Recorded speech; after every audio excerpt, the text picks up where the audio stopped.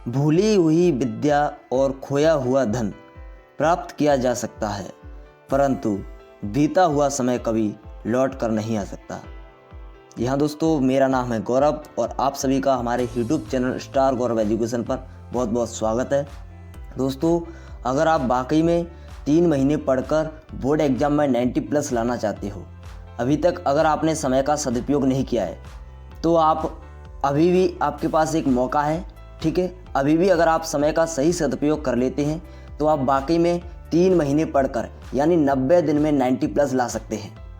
तो देखिए, आज हम आपको इस वीडियो में बताएंगे कि आप 90 दिन में 90 प्लस की तैयारी कैसे करें, 90+% आप कैसे बनाएं। सबसे पहले तो विद्यार्थी गलती कर देते हैं क्योंकि वह समय का सदुपयोग नहीं करते। जो विद्यार्थी समय का सदुपयोग नहीं करेंगे वह कभी भी सक्सेस नहीं हो पाएंगे, क्योंकि जो बीत गया समय है उसको आप हज़ारों रुपए में, करोड़ों रुपए में, चाहे आप पूरी दौलत, पूरी दुनिया की जितनी भी दौलत है उसको मिला दो, पर आप 1 मिनट नहीं खरीद सकते हो। और आप सब कुछ खरीद सकते हो लेकिन आप समय को नहीं खरीद सकते हो। इसीलिए आपके पास समझो कितनी कीमती आपके पास समय है। 1 मिनट को कोई पूरी दुनिया वाला भी नहीं खरीद सकता, यानी पूरी दुनिया का अगर पैसा मिला दिया जाए फिर भी 1 मिनट नहीं खरीदी जा सकती। समझ सकते हो समय की कितनी कीमत है। तो आप समय का सदुपयोग करें, समय का दुरुपयोग ना करें। विद्यार्थी जीवन में समय का बहुत ही दुरुपयोग करते हैं विद्यार्थी। ठीक है, जो विद्यार्थी समय का सदुपयोग कर लेते हैं वो जीवन में सफल हो जाते हैं। तो अभी भी आपके पास चांस है। अगर आप 12th क्लास में या फिर 10th क्लास में या फिर आप बोर्ड एग्ज़ाम की तैयारी कर रहे हो, ठीक है, 9th क्लास में हो, 11th क्लास में हो, अगर आप अभी से 3 महीने रह गए हैं बोर्ड एग्ज़ाम के, 3 महीने में आप बोर्ड एग्ज़ाम की तैयारी आसानी से कर सकते हो। किस प्रकार करनी है वो हम आज आपको इस वीडियो में बताएंगे। वीडियो को पूरा देखते रहना है। ठीक है, तो चलिए आज की इस वीडियो को स्टार्ट करते हैं। तो देखिए, सबसे पहले है 90 दिन में यानी 90 दिन पढ़कर 90% लाने का बेस्ट टाइम टेबल इस वीडियो में बताने वाले हैं। तो अभी आपके पास मौका है, इस मौका का फ़ायदा उठाइए। ठीक है, कोरोना वायरस की वजह से परीक्षा आपकी लेट हो रही है। अगर अभी तक आपने कुछ नहीं पढ़ा है तो आप डरिए मत, आप मेहनत कीजिए अच्छे से और पढ़िए। ठीक है, अब भी आप सफल हो सकते हो अगर आप अभी से समय का सदुपयोग करने लगोगे तो। चलिए स्टार्ट करते हैं। तो देखिए, बेस्ट टाइम टेबल किस प्रकार बनेगा। देखिए, एक जो टॉपर स्टूडेंट होता है उसके पास भी एक दिन में 24 घंटे होते हैं और आपके पास भी 24 घंटे हैं एक दिन में, लेकिन आपके पास 90 दिन है केवल। अब आप समझ सकते हो 90 दिन में आपको थोड़ा मेहनत करनी पड़ेगी। ठीक है, तो एक दिन में आपके 24 घंटे होते हैं। 24 घंटों को हमने 24 बराबर 15.5 घंटे और 8.5 घंटे यानी 15 घंटे 30 मिनट, 8 घंटे 30 मिनट में बांट दिया है।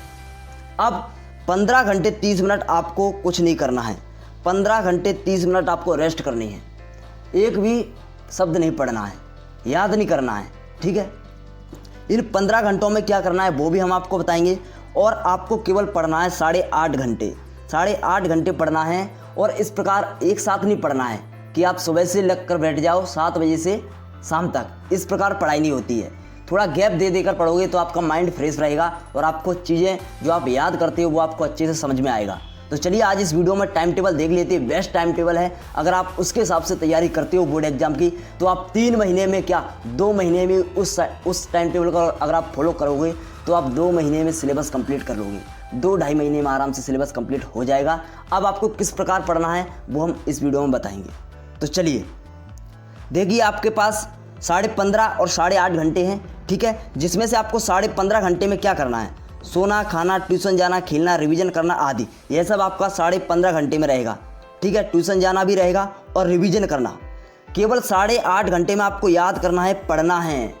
ठीक है, रिवीजन करना क्या होता है, याद किया हुआ आपको लिखना या फिर उसको दोहराना, रिवीजन करते हैं। ठीक है, तो रिवीजन करने का टाइम आपका 15.5 घंटे में ही रहेगा। किस प्रकार रहेगा चलिए देख लेते हैं। तो आप अपना जो टाइम टेबल है, बेस्ट टाइम टेबल है, अगर आप इसको फॉलो करते हो तो आप वाकई में सक्सेस हो जाओगे। 3 महीने में आप 90 प्लस आराम से ला सकते हो प्रत्येक सब्जेक्ट में। देखिए, आपके कोचिंग होंगी, यानी कोचिंग का समय हमने इसमें निकाल दिया है 7 से 10। ठीक है, कोचिंग होंगी 3, फिजिक्स, केमिस्ट्री, मैथ्स या कितनी भी कोचिंग हो, 7 से 10 हमने टाइम निकाल दिया है कोचिंग का। 7 से 10 आप कहीं भी जा सकते हो। अगर आप कोचिंग नहीं पढ़ने जाते हो तो आप और कुछ कर सकते हो। ठीक है, चलिए अब देखिए, सुबह आपके पास 10 से 12 बजे तक केमिस्ट्री आपको पढ़नी है। सुबह 10 से 12 बजे तक आपको क्या पढ़ना है, केमिस्ट्री पढ़नी है।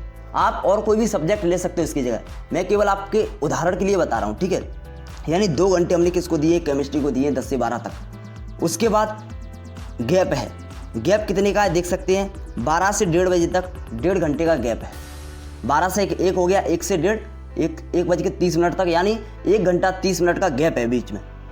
उस गैप को आपको खाली नहीं जाने देना है। उस गैप में आपको क्या करना है वो हम बाद में आपको बताएंगे। सबसे पहले आप इसको देख लीजिएगा, दोपहर 1:30 बजे से 3 बजे तक इंग्लिश पढ़नी है। जिन स्टूडेंट्स को इंग्लिश कमज़ोर लगती, मतलब कठिन लगती है, इंग्लिश उनकी कमज़ोर है, वो इंग्लिश को 1.5 घंटा दें, ठीक है। और जो इंग्लिश मीडियम वाले स्टूडेंट हैं उनको हिंदी अगर कठिन लगती है तो वो हिंदी को 1.5 घंटा दें, ठीक है। देखो ऐसा नहीं है कि सभी को बराबर टाइम दें, फिजिक्स को भी आप 2 घंटे दे रहे हो, मैथ्स को भी आप 2 घंटे दे रहे हो, केमिस्ट्री को भी आप 2 घंटे दे रहे हो, तो आप इंग्लिश को भी 2 घंटे दो। बहुत से कहते हैं कि समय बराबर देना चाहिए प्रत्येक सब्जेक्ट को, ऐसा नहीं है, ऐसा बिल्कुल भी नहीं है। 2 घंटे में आप केमिस्ट्री जितनी कंप्लीट करोगे उतनी आप 1 घंटे में हिंदी कंप्लीट कर सकते हो, 1.5 घंटे में उतनी आप इंग्लिश कंप्लीट कर सकते हो, ठीक है। इतना कठिन सब्जेक्ट नहीं है, ये लैंग्वेज है, भाषा है, सब्जेक्ट नहीं है।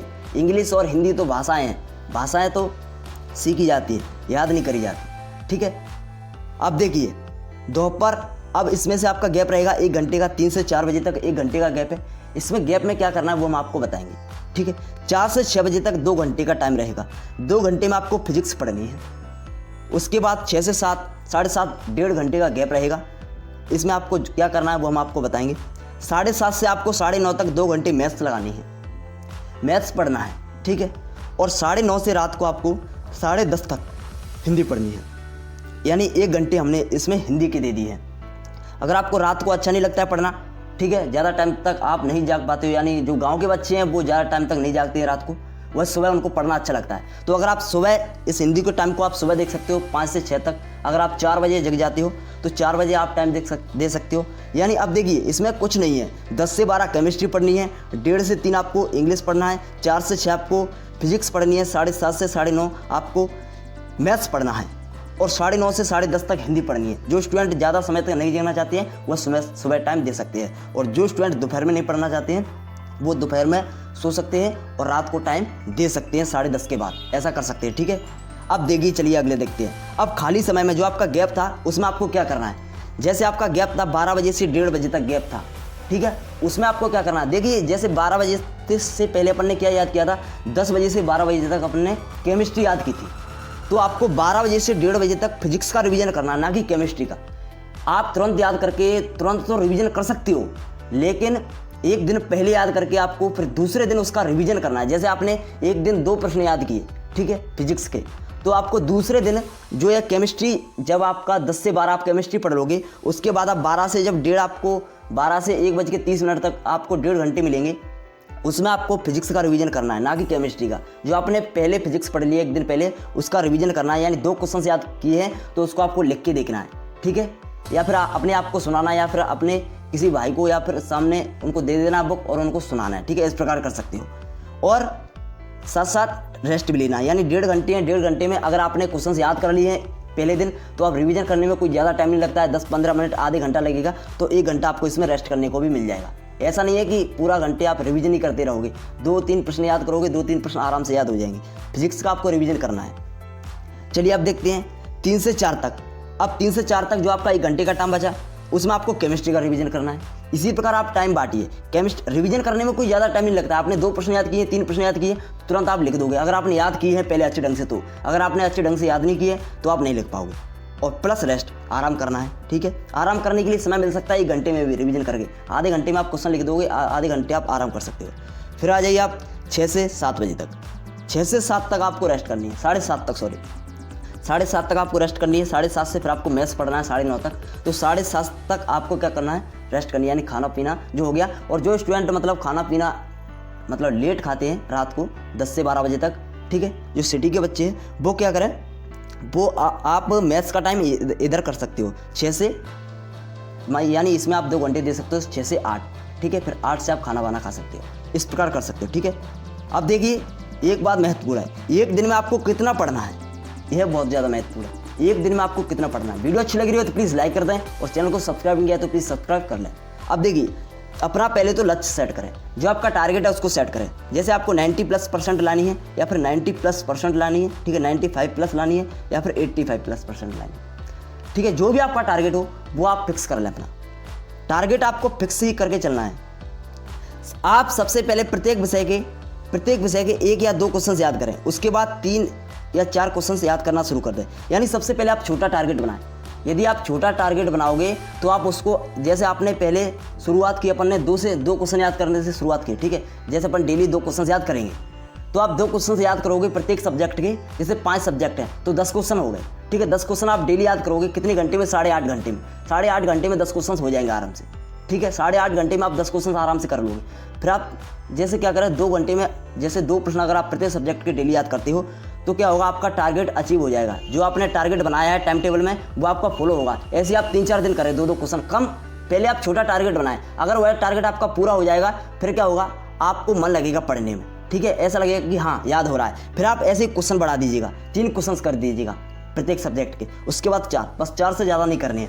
और जिन स्टूडेंट्स को पहले ही मतलब यूनिट याद है, जैसे फिजिक्स की यूनिट 1 याद है, 2 याद है, जिनको मतलब थोड़ा बहुत याद है, वो क्या करें, वो मतलब जैसे उनको 1, 2 यूनिट याद है तो वो 1 या 2 दिन में उनको खत्म कर दें जो याद है उनको, ठीक है। और जो याद नहीं है उनको याद करना स्टार्ट करें। समझ गए होंगे आप हमारी बात को। यानी जो आपको याद है उसको आप खत्म कर दें, मतलब 1-2 दिन में रिवीजन कर दें उसका, ठीक है। 8.5 घंटे में केवल आपको रिवीजन करना है जो याद है। फिर आप अपनी शुरुआत करें वहाँ से जहाँ से आपको याद नहीं है, जहाँ से याद नहीं है वहाँ से शुरुआत करनी है। और प्रत्येक का रिवीजन जरूर करना है, प्रत्येक का। अब मैथ्स का आपको क्या करना है, मैथ्स का भी कभी कभी रिवीजन का टाइम निकालिए, क्योंकि मैथ्स आप 2 घंटे तो पढ़ लोगे। और मैथ्स पर मैं क्या कह रहा हूँ, फॉर्मूला और मेथड, इन पर बहुत ज़्यादा ध्यान देनी है। फॉर्मूला आपको अच्छे से होना चाहिए याद, और मेथड आपको अच्छे से लगाना आना चाहिए, ठीक है। मेथड सीखो, सवाल को नहीं रटना है मैथ्स में, ठीक है। अगर आप मेथड सीख जाते हो तो उस मेथड के यानी उस विधि के किसी भी प्रकार का अगर सवाल आता है तो आप आसानी से कर सकते हो। और देखिए नंबर 3 पॉइंट है, बेसिक से पढ़ने के साथ साथ महत्वपूर्ण प्रश्न भी याद करें। यानी आपको हार्ड वर्क करने के साथ साथ स्मार्ट वर्क करने की भी जरूरत है, ठीक है। यानी आप बेसिक से तो पढ़ें, उसके साथ साथ आप क्या करें, महत्वपूर्ण प्रश्नों को भी ध्यान दें। देखिए महत्वपूर्ण प्रश्न क्या हो सकते हैं। महत्वपूर्ण प्रश्न आपके होते हैं जो प्रीवियस ईयर के क्वेश्चन पेपर हैं उनको आप सॉल्व कीजिए। अगर आपका सिलेबस चेंज नहीं हुआ है तो आप प्रीवियस ईयर के क्वेश्चन पेपर सॉल्व कीजिए, ठीक है। प्रीवियस ईयर के कम से कम 7 ईयर के क्वेश्चन पेपर आप सॉल्व कीजिए, 7 साल के, 7 से 8 साल के, ठीक है। पिछले 7 से 8 साल के आप पेपर सॉल्व कर लीजिएगा अगर आपका सिलेबस चेंज नहीं हुआ है। और सिलेबस चेंज भी हो जाता है तो उसमें 1 आध 2 चैप्टर चेंज होते हैं, तो उनको आप जो चेंज हो गए हैं उनको आप याद कर लीजिएगा अलग से, ठीक है। और जो चेंज नहीं हुए हैं, जो पहले के चैप्टर दिए उनके जो प्रीवियस ईयर में उनसे जो क्वेश्चन पूछे गए उनको तैयार कीजिए। समझ रहे हो? तो इस प्रकार आपको पढ़ना है। और अगर आप एमपी बोर्ड के स्टूडेंट हो तो आप हमारे चैनल से जुड़ सकते हो। एमपी बोर्ड के जितने भी स्टूडेंट हैं वो आप हमारे चैनल से जुड़ सकते हो और हमारे चैनल को सब्सक्राइब कर सकते हो और बेल आइकन को भी प्रेस कर लेना, क्योंकि हम आपको इस पर इंपॉर्टेंट क्वेश्चन देते हैं प्रत्येक सब्जेक्ट के तो नहीं, केमिस्ट्री, फिजिक्स, मैथ्स, ठीक है, और बायो और आपकी हिंदी, इंग्लिश, ठीक है। यानी पीसीएमबी वाले को इंपॉर्टेंट क्वेश्चन देते हैं, पीसीएमबी वाले स्टूडेंटों को, ठीक है। और 80 से 85% आपके प्रीवियस ईयर क्वेश्चन से ही पूछी जाती है। बहुत इंपॉर्टेंट बात है ये कि 80 से 85% पेपर आपका प्रीवियस ईयर जो क्वेश्चन पेपर हैं उनसे ही पूछे जाते हैं, कोई अलग पेपर नहीं आता है, ठीक है। तो आप इस प्रकार तैयारी कर सकते हो, ठीक है। यह था टाइम टेबल। तो वीडियो को अगर अच्छी लगी हो तो प्लीज़ वीडियो को शेयर जरूर कर दें और आप मेहनत करें, समय का सदुपयोग करें, क्योंकि समय की कीमत बहुत है, ठीक है। समय का सदुपयोग करें। और यह आपका टाइम टेबल था, इसका आप स्क्रीनशॉट ले लें और आप इसको कहीं किसी भी प्रकार से मैनेज कर सकते हो। और जो आर्ट्स वाले स्टूडेंट हैं इस प्रकार से, तो वो यहाँ पर केमिस्ट्री की जगह आर्ट्स के जितने भी सब्जेक्ट है वो रख सकते हो, ठीक है। इस प्रकार कर सकते हो मैनेज। जो 10th वाले स्टूडेंट है वो इसकी जगह और दूसरे सब्जेक्ट रख सकते हैं, इस प्रकार आप मैनेज कर सकते हो। यह तो मैंने केवल एक उदाहरण के लिए आपको बताया है। तो धन्यवाद दोस्तों, टेक केयर, बाय बाय।